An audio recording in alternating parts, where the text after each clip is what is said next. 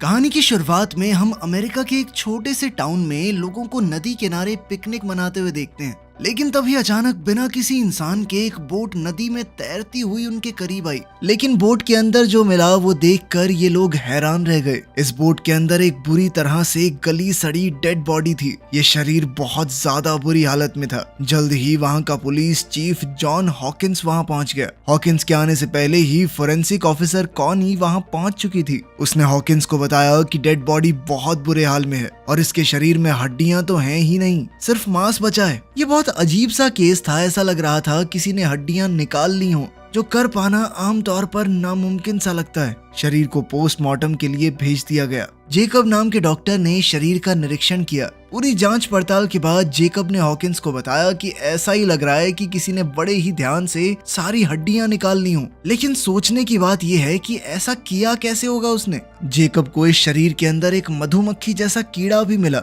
इस कीड़े को जेकब ने एक जार में बंद कर दिया था। हॉकिंग ने कॉनी को ये जार दिया ताकि इसे ध्यान से रख दिया जाए। हो सकता है ये सबूत के तौर पर काम आ जाए और मौत के कारण का पता लगाया जा सके। जल्द ही कॉनी को इस आदमी का नाम पता चला। इस आदमी का नाम था डॉक्टर कोल पार्सन्स। वो एक साइंटिस्ट है जो लगभग 1 साल पहले यहाँ रहने आया था। उन्हें इस आदमी का वॉलेट और कुछ सामान बोट पर ही मिला। वो पहले ही यूनिवर्सिटी में एक प्रोफेसर हुआ करता था, लेकिन फिर उसने सब कुछ छोड़ दिया और अकेले जाकर नदी के किनारे रहने लगा, जंगल के बीचों बीच। हॉकिंस को इस केस की अच्छे से जांच करने के लिए उस आदमी के घर जाना होगा। इसके बाद हम मैग नाम की एक लड़की को देखते हैं जो कि हॉकिंस की एक्स गर्लफ्रेंड है। मैग पुलिस के लिए जंगल की गाइड के तौर पर काम करती थी। हॉकिंस ने मैग से मिलकर इस केस के बारे में पूरी जानकारी दी। मैग उस साइंटिस्ट को जानती थी। लगभग 1 साल पहले मैग ने उस साइंटिस्ट की कुछ सामान लाने में मदद भी की थी। वो जानती थी कि ये साइंटिस्ट किसी एक्सपेरिमेंट पर काम कर रहा है, लेकिन इस एक्सपेरिमेंट के बारे में ज्यादा कुछ नहीं पता उसे।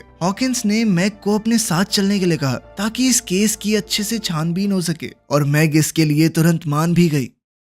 हॉकिंस ने जेकब को भी साथ आने को कहा। इस छानबीन पर चलने से पहले हॉकिंस ने कुछ सूचना इकट्ठी की और तभी उसे एक और परेशान कर देने वाली खबर मिली। उस साइंटिस्ट की एक छोटी बेटी भी थी जो लगभग 1 साल पहले गायब हो गई थी और उसे आज तक कोई नहीं ढूंढ पाया। अगले ही दिन हॉकिंस, मैग और जेकब ने सारा सामान बांधा और घने जंगल की ओर निकल पड़े। इस सफर का कुछ हिस्सा उन्हें बोट से तय करना होगा ताकि वो साइंटिस्ट के केबिन तक पहुंच सकें। जब ये लोग रास्ते में थे तो अचानक कॉनी का फोन आया। कॉनी ने बताया कि जो कीड़ा इस आदमी के शरीर में मिला है वो कल तो मर गया था और आज फिर से जिंदा हो गया। कॉनी ने पूछा कि क्या मैं इस कीड़े को जांच के लिए लैब में भेज दूं, लेकिन हॉकिंस ने कहा कि मेरे लौटने का इंतजार करो। कॉनी ने यह भी बताया कि जब इस साइंटिस्ट की बेटी गायब हुई थी तो उसकी पत्नी का दिमागी संतुलन हिल गया था और उसे 3 महीने तक अस्पताल में रखा गया था। वो बार बार अपने पति को ही अपनी बेटी के गायब होने के लिए जिम्मेदार ठहरा रही थी। जैसे जैसे रात हुई हॉकिंस, मैग और जेकब अपनी मंजिल तक पहुंचे। कभी नदी किनारे जो सुंदर घर हुआ करता था वो अब एक डरावना अकेला कैबिन बन चुका है जहां कोई नहीं आता जाता, किसी तरह का कोई रखरखाव नहीं है। मैग ये देखकर बहुत दुखी हुई क्योंकि जब 1 साल पहले वो यहाँ आई थी तो ये जगह बहुत खूबसूरत थी। हॉकिंस ने मैग और जेकब को बाहर रुकने को कहा और उसने पहले अंदर जाकर देखा कि वहाँ कोई खतरा तो नहीं है। उसने आवाज भी लगाई कि शायद अंदर कोई हो, लेकिन ये जगह पूरी तरह तहस नहस हो चुकी थी। सारा सामान, फर्नीचर इधर उधर बिखरा हुआ था और ये तो देखकर ही पता चल रहा था कि यहाँ काफी समय से कोई नहीं रह रहा। जब हॉकिंस ने इस जगह की छानबीन शुरू की तो उसे कुछ अजीबोगरीब चीजें मिली, जैसे अजीब तरह से हिलती हुई छत, जिसे देखकर ऐसा लग रहा था मानो वो जिंदा हो। जल्द ही हॉकिंस को एक कमरा मिला जिसका दरवाजा बहुत अच्छी तरह से बंद किया गया था। उसने अभी के लिए ये दरवाजा नहीं खोला और बाहर मैग और जेकब को बुलाने गया। रात बहुत ज्यादा हो गई थी, इसीलिए उन्होंने सोचा कि जंगल में वापस जाना सही नहीं रहेगा, रात को यहीं रुक जाते हैं। लेकिन इस जगह का माहौल बहुत ही अजीब और डरावना था। घर में घूमते हुए भी अजीब और डरावनी आवाजें गूंज रही थी। हॉकिंस ने कहा कि डरने की बात नहीं है, ये आवाजें किसी चूहे या रकून की होंगी। लेकिन असल में तो टेंशन बढ़ती गई। अचानक इस कैबिन की लाइटें जलने बुझने लगी, जिससे ये जगह और भी ज्यादा अजीब और डरावनी लगने लगी। जल्द ही उन्हें एक बेसमेंट का दरवाजा दिखाई दिया। उन्होंने सोचा कि नींद तो यहाँ वैसे भी नहीं आएगी, तो थोड़ी छानबीन ही कर लेते हैं। नीचे बेसमेंट में उन्हें एक बड़ी बिजली पैदा करने वाली मशीन मिली। ये अजीब सी मशीन एक बड़े इंडस्ट्रियल चार्जर जैसी लग रही है। पूरी तरह इस मशीन का क्या काम है ये उन्हें भी समझ नहीं आया, लेकिन ये मशीन काफी ताकतवर और खतरनाक लग रही है। हॉकिंस ने जो रिसर्च यहाँ आने से पहले की थी उसमें भी ऐसी किसी मशीन का जिक्र था। इस घर की रसोई में छानबीन करते हुए उन्हें पता चला कि रसोई की अलमारी से कुछ तारें ऊपर की तरफ जा रही हैं। इन तीनों ने अंदाजा लगाया कि जो भी मशीन इस घर में मौजूद है वो जरूर ऊपर वाले कमरे में होगी। खैर जो कमरा हॉकिंग को पहले बंद मिला था वो खुद ब खुद खुल गया। हॉकिन ने अपने दोस्तों को बुलाया और तीनों अंदर चले गए। दीवारों पर अजीबोगरीब फोटोज लगी हुई थी और तंत्र मंत्र से जुड़े हुए रहस्यमयी निशान बने हुए थे, लेकिन कुछ साइंस से जुड़ी चीजें भी थी। ये साइंस और काले जादू का एक मिक्सचर सा लग रहा था। वहाँ कुछ फोटोज तो बहुत ज्यादा दिल दहला देने वाली थी। वो लोग छानबीन कर ही रहे थे कि अचानक एक मकड़ी ने जेकब के मुंह पर काट लिया। डरा और घबराया हुआ जेकब अपने कमरे के बाहर भागा। हॉकिंस ने कॉनी को फोन किया और कहा कि पता लगाओ ये अजीबोगरीब घर किसने बनाया है, लेकिन छत से आ रही इलेक्ट्रोमैग्नेटिक रेडिएशन की वजह से उसके फोन का सिग्नल टूट गया। वहीं जेकब और हॉकिन के बीच में भी मैग को लेकर कुछ टेंशन थी। दरअसल हॉकिन से पहले मैग जेकब की गर्लफ्रेंड थी और वो आज भी कहीं ना कहीं उससे प्यार करता था। इस वजह से उन तीनों के बीच में माहौल थोड़ा अजीब हो गया। जैसे ही वो लोग सोने की तैयारी करने लगे, हॉकिन का कहना था कि उन तीनों को एक ही कमरे में रुकना चाहिए ताकि अगर कोई भी खतरा आए तो वो लोग मिलकर उसका सामना कर सकते हैं। लेकिन मैग ने कहा कि देखो मुझे अपना खुद का कमरा चाहिए, मैं नहीं एडजस्ट कर सकती तुम लोगों के साथ।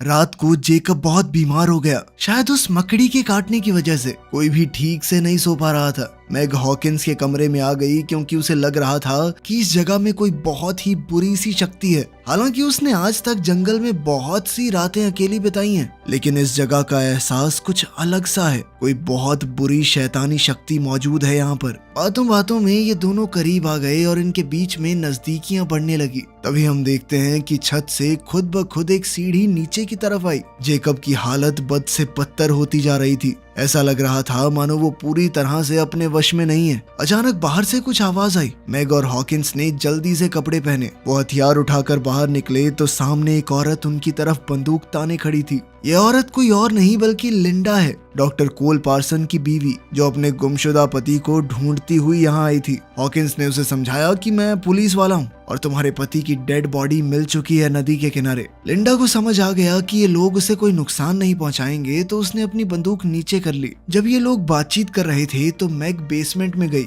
ताकि कैबिन की बिजली को वापस लाने का कोई तरीका ढूंढा जाए। तभी हमने वहाँ बच्ची की एक डरावनी परछाई देखी जो मैग का पीछा कर रही है। मैग को वहाँ एक गुड़िया मिली जिसे उसने अपने साथ रख लिया। तभी हॉकिंस ने देखा कि जेकब वहाँ नहीं है और वो उसे ढूंढने बाहर चला गया। बाहर जाकर उन्होंने देखा कि ऊपर वाले कमरे में कुछ अजीब सी आवाजें आ रही हैं। हॉकिंस, मैग और लिंडा छत की तरफ बढ़ने लगे तो देखा कि जेकब इस अजीबोगरीब मशीन में फंसा हुआ है। उन्होंने जेकब को खींचकर बाहर निकाला, लेकिन ऐसा लग रहा था मानो जेकब अब जेकब रहा ही नहीं। वो पूरी तरह से खोया खोया लग रहा था। इसी घटना के दौरान लिंडा को अपनी खोई हुई बेटी की आवाज सुनाई दी, जो ऊपर वाले कमरे से अपनी माँ को आवाज लगा रही है। जेकब को मशीन से निकालने के बाद हॉकिन और बाकी लोगों ने जेकब से सवाल पूछे कि ये मशीन आखिर शुरू कैसे हुई है और वो ऊपर वाले कमरे में क्या करने गया था। जेकब बेचारा घबराया और कमजोर सा लग रहा था। वो बार बार यही बात दोहरा रहा था कि मुझे नहीं पता ये सब कैसे हुआ।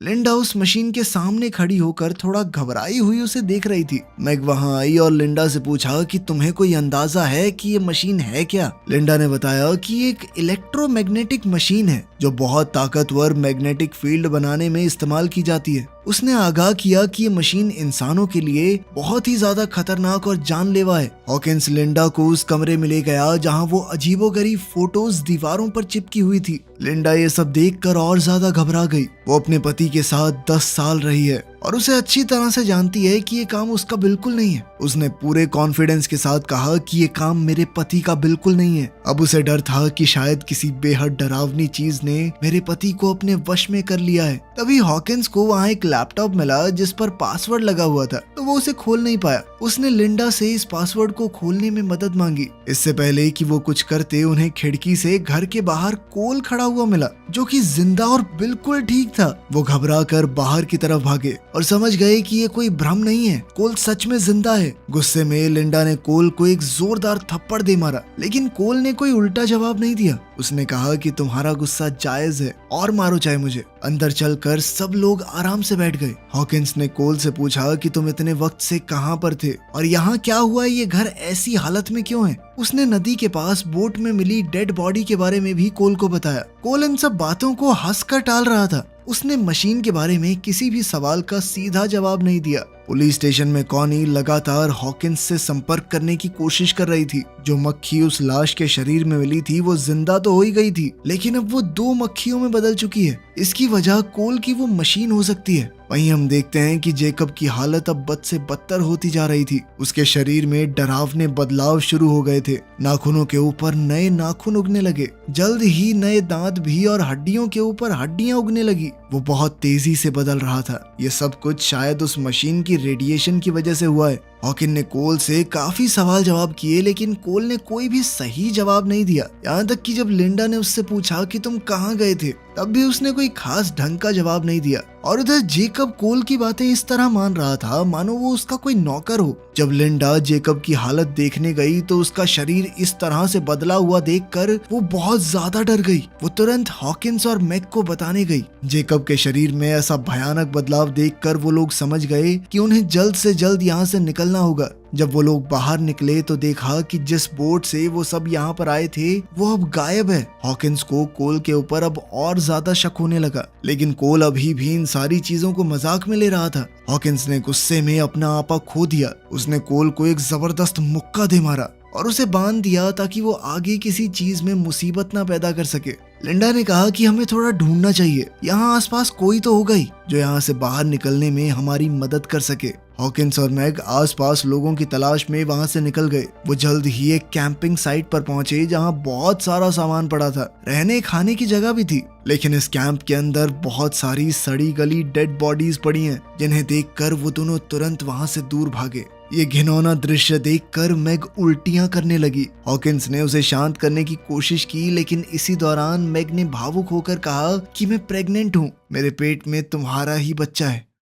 इस वक्त कैबिन में लिंडा कोल के साथ अकेली थी। लिंडा ने जब सच की कड़ियों को जोड़ना शुरू किया तब उसे समझ आया कि कोल ने बहुत सी सच्चाई सबसे छुपा कर रखी है। उसने कोल के लैपटॉप के पासवर्ड में टिंकर बेल डाल दिया, जिससे लैपटॉप तुरंत खुल गया। दरअसल कोल उसे पहले इसी नाम से पुकारा करता था। थोड़ी छानबीन के बाद उसे लैपटॉप में कुछ डरावनी वीडियोस मिली, जिसमें कोल ने कई लोगों पर एक्सपेरिमेंट किया। हर आदमी जो उस मशीन से गुजरा वो अपने अंदर एक बुरी शक्ति के साथ बाहर आया, जैसे कि कोई बुरी ताकत उनके ऊपर कब्जा कर लेती हो। लिंडा को ये भी पता चला कि कोल खुद भी इस मशीन से गुजर चुका है और नदी के किनारे जो लाश मिली थी वो सच में कोल की ही है। और अब जो कोल उनके सामने है वो उसका पति नहीं, एक वैश्य दरिंदा है जिसे इस मशीन ने बनाया है। इन वीडियोस में उसने ये भी देखा कि कोल ने अपनी खुद की बेटी को भी इस भद्दे एक्सपेरिमेंट में बलि चढ़ा दिया। इसी बीच कोल ने लिंडा को उस कमरे में बंद कर दिया ताकि वो उसके काम में अड़चन न डाल पाए। जब हॉकिंस और मैग वापस लौटे उन्होंने देखा कि कोल वहां से गायब है। हॉकिंस ने मैग को बाहर ही इंतजार करने को कहा ताकि वो अंदर जाकर देखे कि कोई खतरा तो नहीं है। उसने अपनी बंदूक उठाई और अंदर गया। जेकब का शरीर अचानक अंदर से खुलने लगा और एक खतरनाक जीव उसके बचे हुए शरीर से बाहर निकल आया, जिसने तुरंत हॉकिंस पर हमला कर दिया। हॉकिंस ने अपनी पूरी ताकत से इस दानव का सामना किया। ठीक तभी मैग अंदर आ गई और इस दानव पर गोली चला के उसे मार गिराया। इस भयानक दृश्य को देखकर हॉकिंस ने फैसला किया कि उन्हें इस मशीन को खत्म करना होगा ताकि ये पागलपन खत्म किया जा सके। उसने मैग की सुरक्षा के लिए उसे बाहर भेजा और मशीन को जलाने की तैयारी करने लगा। इसके लिए उसने पेट्रोल और देसी बमों का इस्तेमाल किया। जल्द ही लिंडा उस कमरे से बाहर निकल आई, हाथ में कुल्हाड़ी लिए। वो कोल को किसी भी हालत में खत्म कर देना चाहती थी। जब वो बेसमेंट में पहुंची तो उसने देखा कि उसकी बेटी मशीन के अंदर जा रही है। भावुक होकर लिंडा भी मशीन के अंदर चली गई और इस खतरनाक ताकत का शिकार बन गई।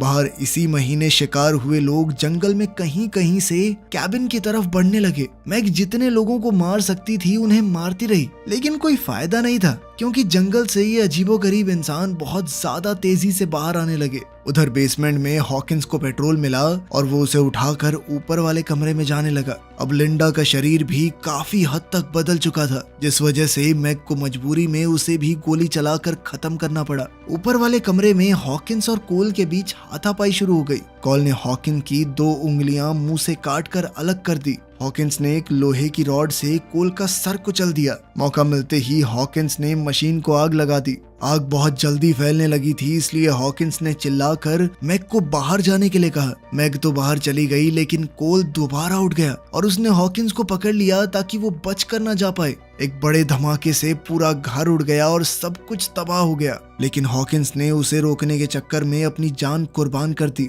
अब मैग अकेली रह गई थी और हर तरफ से अपने ऊपर हमला होता देखकर वो सुन्न पड़ गई। 8 महीने बाद हम देखते हैं कि मैग अपने घर पर एकदम सही सलामत है। कॉनी उसके पास आई ताकि हॉकिंस का कुछ सामान उसे दे सके। जैसे ही कॉनी सामान देकर गई, उसने ये सारा सामान जला दिया। इसके बाद हमने देखा कि मैग का सड़ा गला शरीर पेड़ के नीचे पड़ा था, जिससे पता चलता है कि असली मैग तो मर चुकी है। ये मशीन का बनाया हुआ एक बहरूपिया है और ये पक्की बात है कि उसके पेट में जो बच्चा है वो भी आम तो नहीं होगा। वीडियो पसंद आई तो लाइक कर देना, चैनल को सब्सक्राइब कर लेना। मिलते हैं अगली वीडियो में।